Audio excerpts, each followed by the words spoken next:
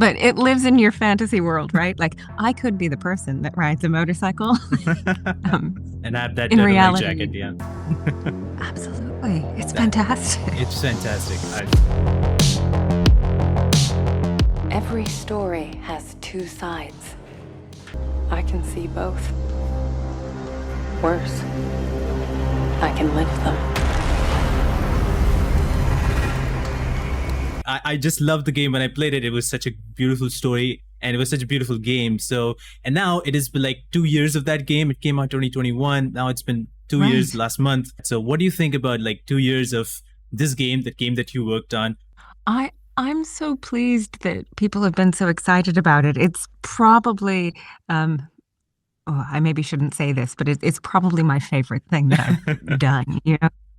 Partly because the role's so beautiful, but also because the team behind it was so beautiful. They presented me with the whole script in advance, which never happens in games. So most of the time, you know, you come in, you get your sides only. They're playing the other person to you in the studio. You never get to work with somebody one-on-one. You don't know what the arc is. You don't know anything about your character. And they came in with things like, so we think her backstory is like this. So we think this happened to her. So here is, and they essentially gave me what would have been probably a 6-8 hour film script. Wow.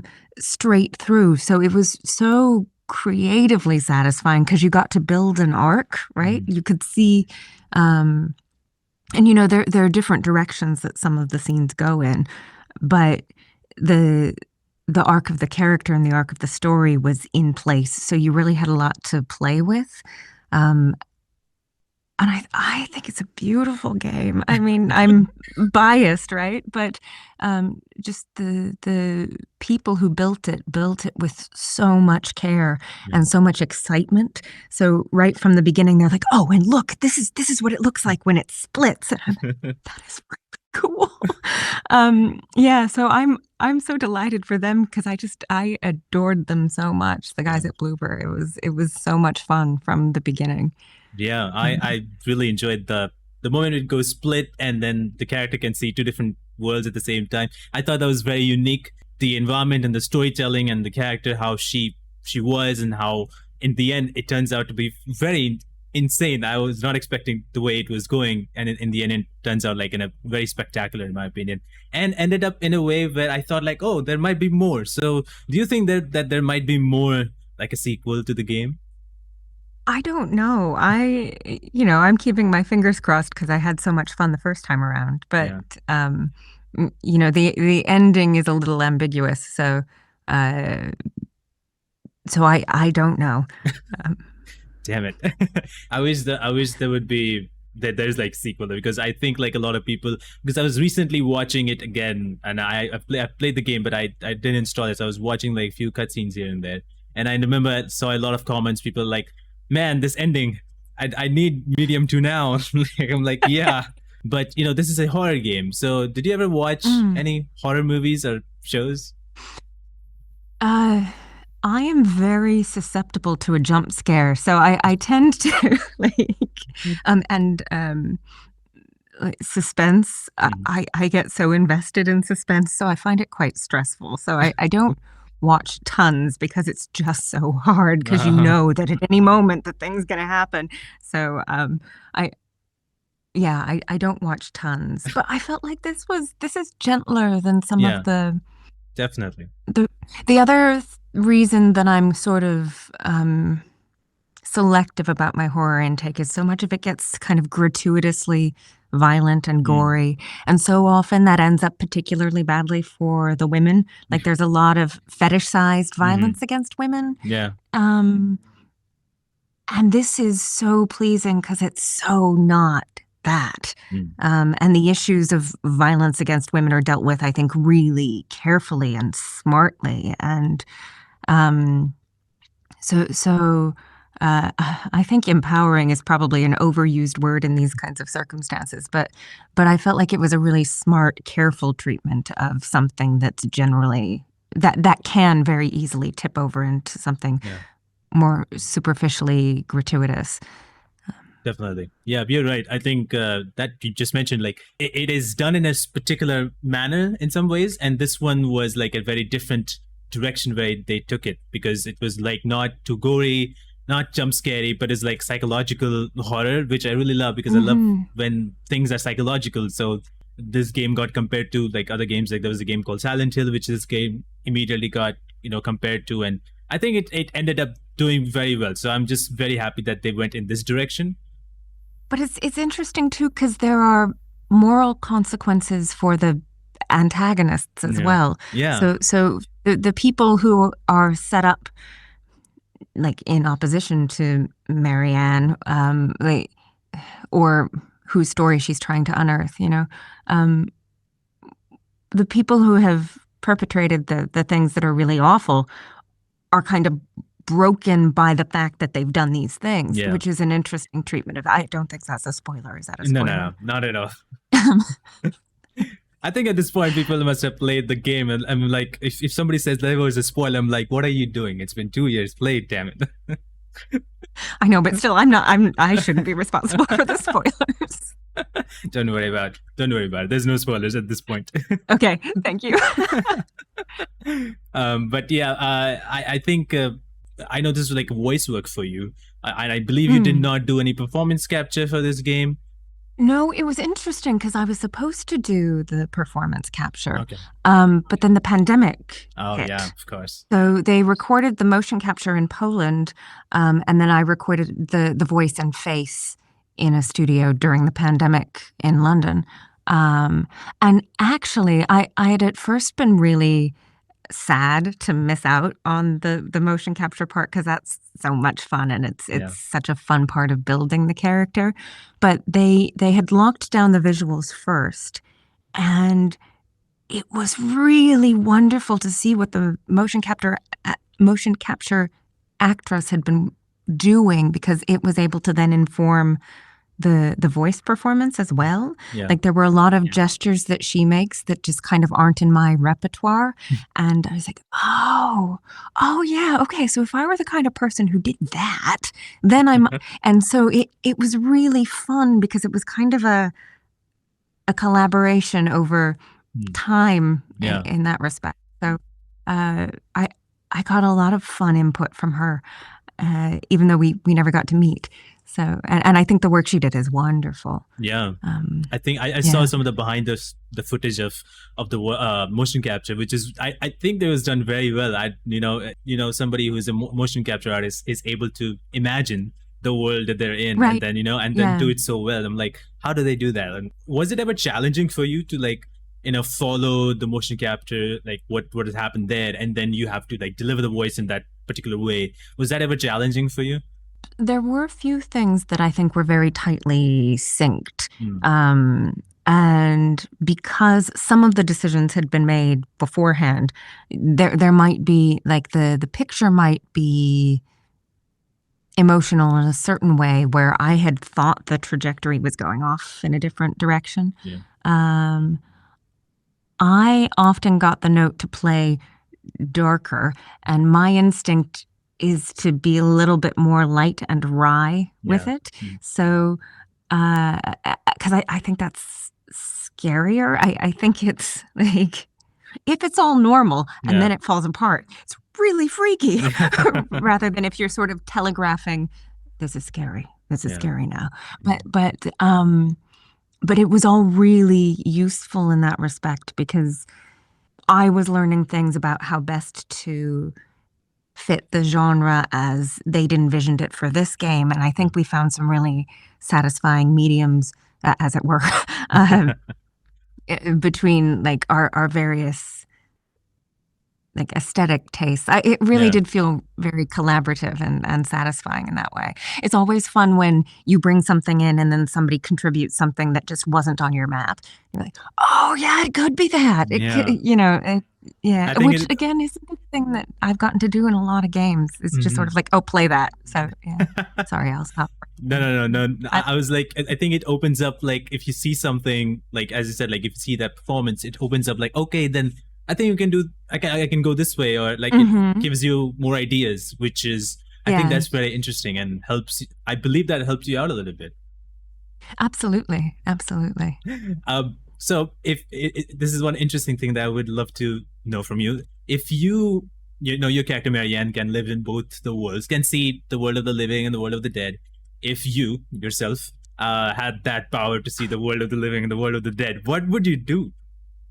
Oh, I mean, there are a lot of people I'd like to talk to, but being able to see the world of the dead and having access in the way that Marianne has access to Yeah. it, I'm not sure I want that kind of access because she's got a lot of responsibility there, Yeah, and it's not a particularly comfortable not a fun ride. responsibility. So I don't think I want her job, but um, It would be interesting. First of all, you get a massive headache, and then you have like a weird thing going on. I don't know how anybody would be able to and live she's in not that. in control Yeah, she's not in always control. of when that transition happens. So you can be really vulnerable on one side or the other, Yeah. and it's not always at the most convenient time that happens to her. But It happens from out of nowhere. And to be honest, if I was in that situation, I would probably be hiding in a corner and be like, let's get this over with. right. Did you ever get to watch or play the game yourself? I haven't played it through, but I've seen it all because, we built it, and then they'll often sort of play it back so you can. Initial reaction when you saw like, oh, this is how the game looks, and this is how you look. Oh, it's gorgeous, isn't it? Yeah, Like, it is amazing. yeah, it's so beautiful. I love the split screen, but I also love the way they've conceptualized both of those worlds, and I love the kind of the urban environment that they built and all of the little touches, like the cigarette and the she's so cool. She sort of is me in my imaginary life. Rides a motorcycle. She's got the jacket and the turtleneck, and I think, oh yeah, I wish I could. So, and that was really pleasing too, because you are sort of playing your own game superhero, right? Yeah. Like if I had to go, who would I want to play in a game? Yeah. They sort of handed it to me, So would you like to then do you ride motorcycles? Is that a thing that you do? I am not the most coordinated person that you'll ever meet. So it just seems to me to be a smarter decision for myself to not. But it lives in your fantasy world, right? Like I could be the person that rides a motorcycle. And have that in turtleneck reality, jacket, yeah. Absolutely. It's fantastic. It's fantastic. I to be honest, I would also love to ride a bike, but I'm too scared, so I'll probably not do that. Yeah, right? You and I can imagine. Yeah. We can let Marianne do it for us. Yeah. In this game, you just mentioned how kind of saw this character and we're voicing it in a lighter tone, whereas you were told to be more of a dark side. How do you kind of decide on how this character should be voiced or how it should be done, how it should be performed? Well, often you have to make it up in the room really quickly based on the back of not very much information. And again, this one was really satisfying because I was given it all in advance. Yeah. So you have time to do those kind of actory processes, like thinking about backstory. And even though, I didn't end up doing the motion capture, you sort of think about physicality because physicality informs voice and attitude. And once they'd shown me the art as well, you look at what's in front of you and it gives you certain information about what she might be like, right? Yeah. And then the script was very kind of deadpan and wry, and she's clearly not in the script somebody who's overly emotional. She's very cool in terms of taking things that are thrown at her, even though she gets some really crazy stuff thrown at her. She never kind of goes, what was that? Yeah. And so I think and she's funny, right? She has a really self-deprecating sense of humor, which I appreciate very much. So and I think we found I hope we found the wry, dark balance. Yeah.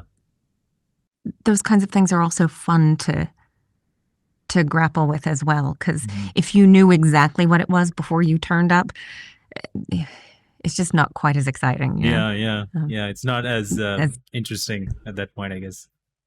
Mm. Yeah. I like that. I think it came out very well. I think it was a good balance. And I really Oh, good. I think a lot of people have the same thoughts. I think they really liked, she's not reacting way too much when things are going, crazy. I'm like, I like that. It's like she knows she's strong enough to like handle it, but obviously like she's also like does not exactly know how to figure things out, but she's still strong enough that she'll keep moving forward and figure out a way. You mentioned like you did a lot more video games before. So do you have those moments where you're tensed up, or do you like have that anxiety level growing up whenever you do any work? It depends. I've been in game situations where suddenly they're like, do this accent, and I was like, Oh, no. and that's not the best thing I do, right? Like I can go away and learn an accent, but to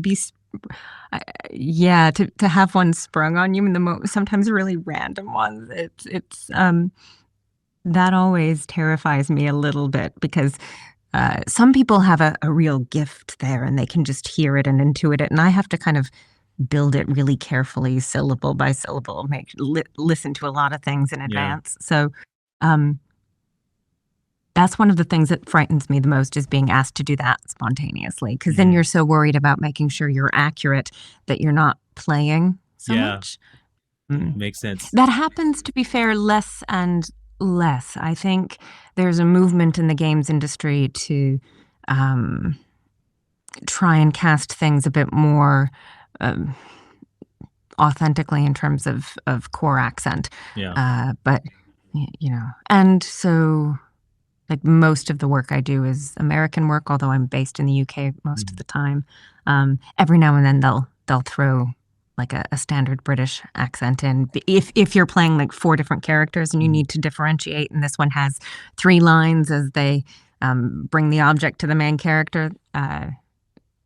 That's kind of fine, but what was the I strayed from your point there, sorry.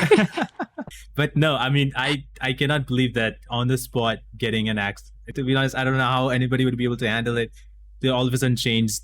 Like I have a different accent because, as I said, it takes time to prepare, and some people are so gifted that they're able to do it like just like that. I'm like, how Absolutely. do you? I think it's like people who can just sit down and intuit the piano or something. I think it's one of those mad skills that exists in a corner of the brain that's akin to genius, but I didn't inherit. So I have to just study.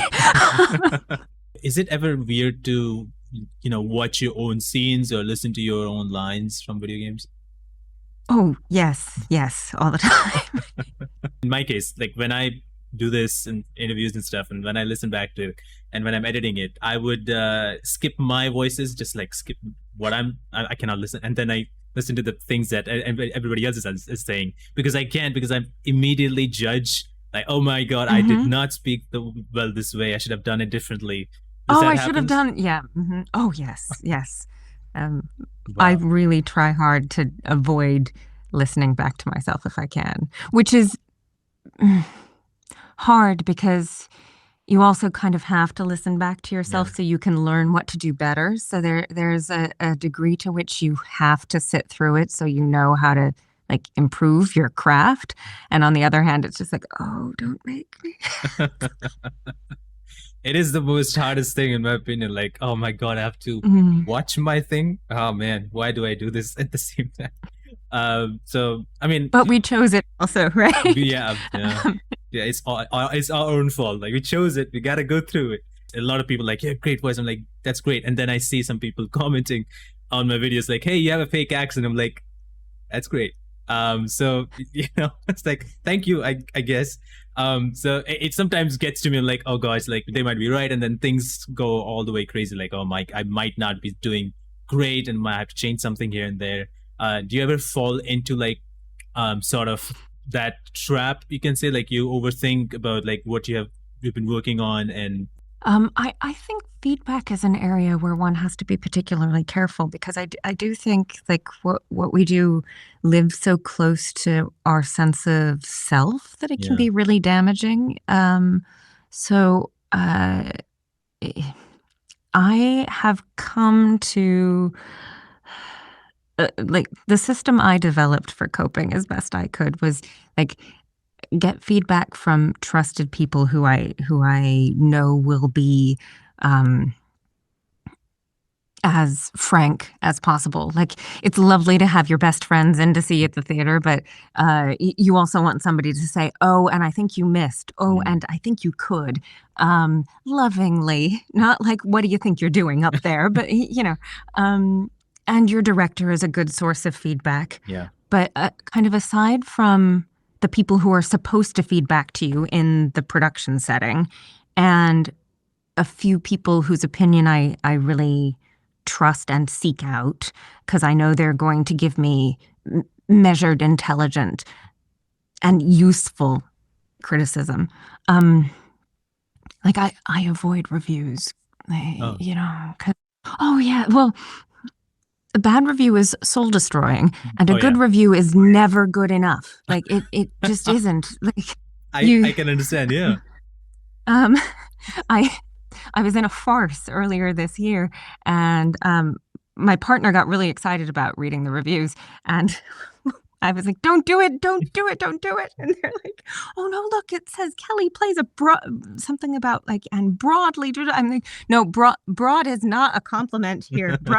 Broad is That is not the best way. broad is like not and it wasn't a subtle show, so it might have been a compliment, but it might not have been, and you just can't do that. You just Yeah. like um because if you're constantly second guessing yourself, Yeah. then you can't work either. It damages the thing that you're trying to do. Um, yeah, so I think be selective about Yeah. like don't be closed to criticism, but Mm. but be careful about where it's coming from, Yeah. and make sure you are in the right frame of mind before before receiving it. So Yeah. Oh man. Right frame of mind. That's true. Because if you're not in the best mood and then you see that, I'm like, oh gosh, then it goes uh-huh. completely down the hill, and it's not the best. Yeah, don't read the comments. Like Skip the comments. Like just get out get of the there. comment. You know that what you're doing is good. You have all these followers, so you know that other people know what you're doing is good. Like That's true. I guess so. But you mentioned you didn't. It means like you never read like the reviews or what people think about the game as well. no. Wow, that's interesting. I mean, Some of it you can't avoid. Like, Yeah. I follow Bloober on social media, so they're reposting things. So you get the feeling that the general vibe is positive. And I've Yeah. had people reach out to me about it, which is really sweet. So again, you get the feeling that the general vibe is positive. Yeah.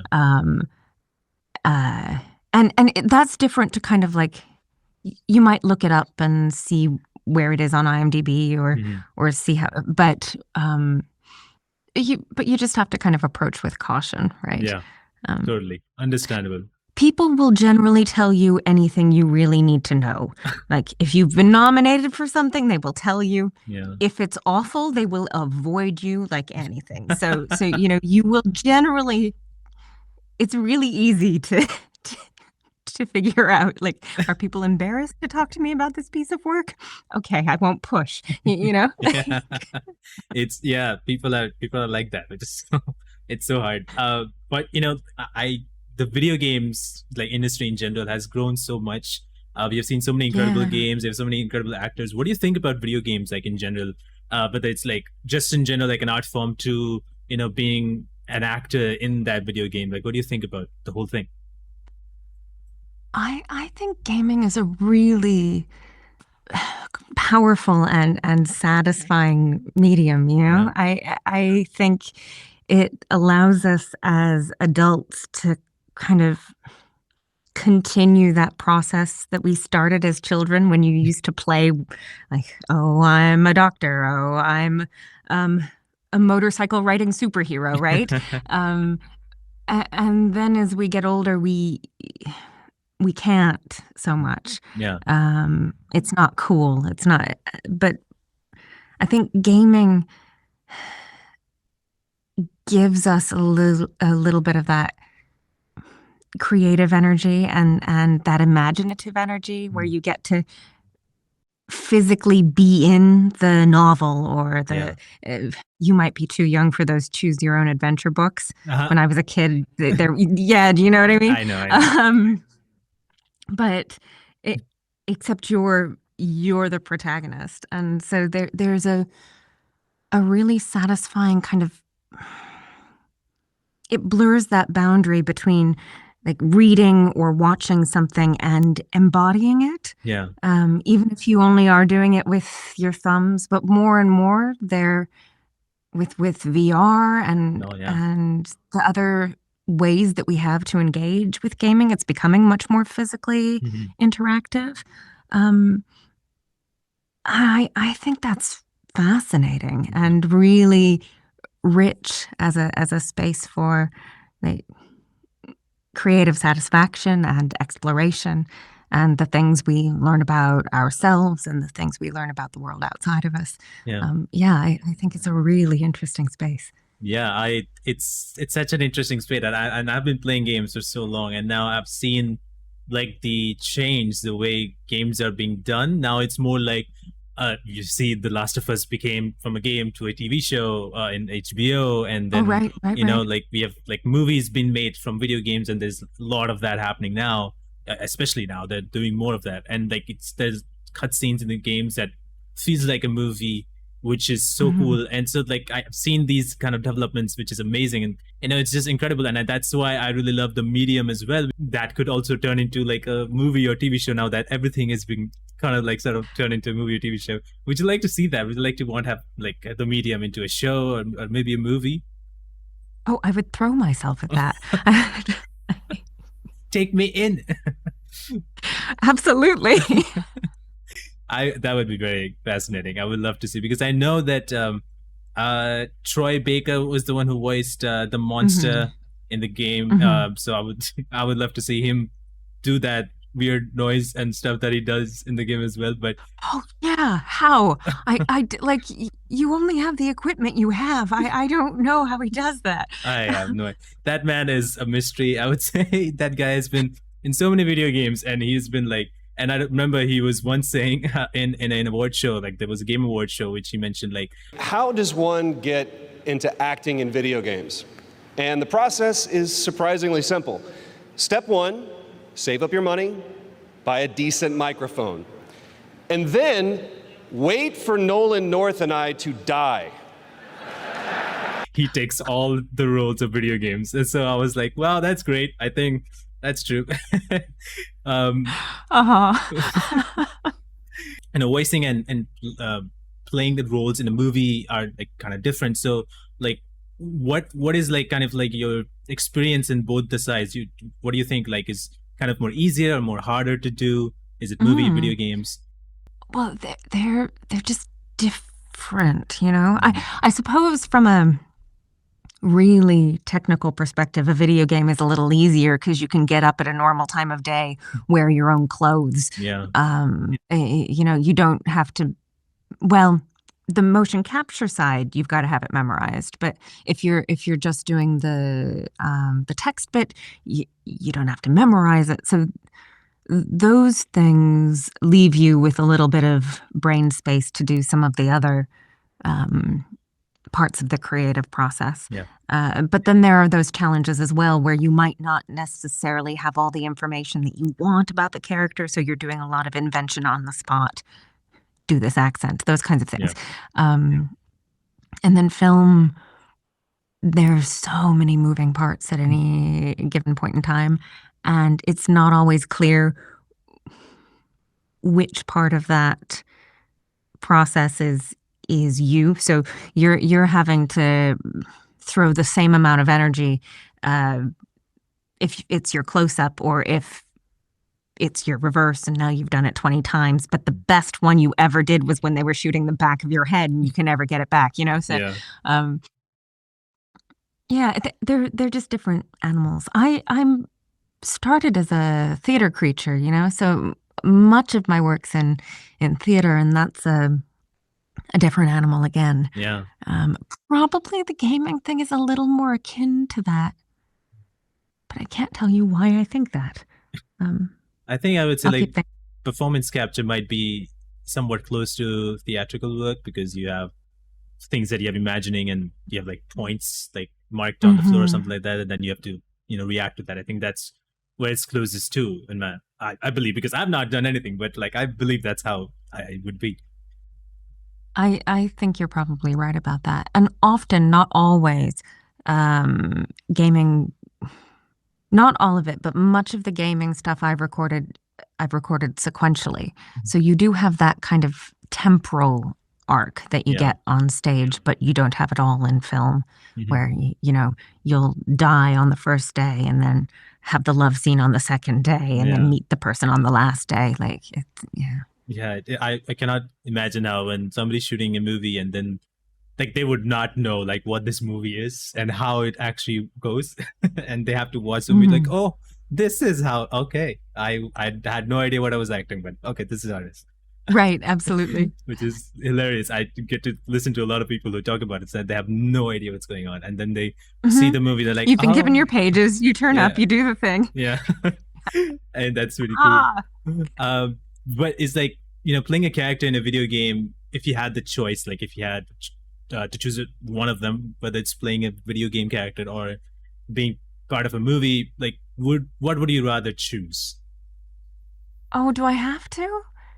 You can if you want to. This is one of the things that I really love, particularly about working in the UK, which I don't think is necessarily true of American actors across the board. My understanding is that, and I've lived here a long time now, so most of my work's been here in London. But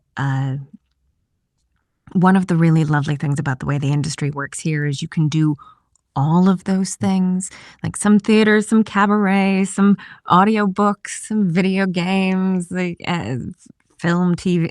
It's all on offer, and I find that really satisfying because each of those media informs the others, but it's different enough that you have to kind of constantly keep exercising. Yeah. So it keeps you really sharp. Like you need the body to be working so that you're ready for on stage, but having the body in good shape makes the voice work much more successful because your breathing is in place and you have the stamina, and having the precision of that really close voice work then informs how you speak for film when the camera's much closer and you need to be much more subtle than you are on stage. So like everything plugs back into everything else. Yeah.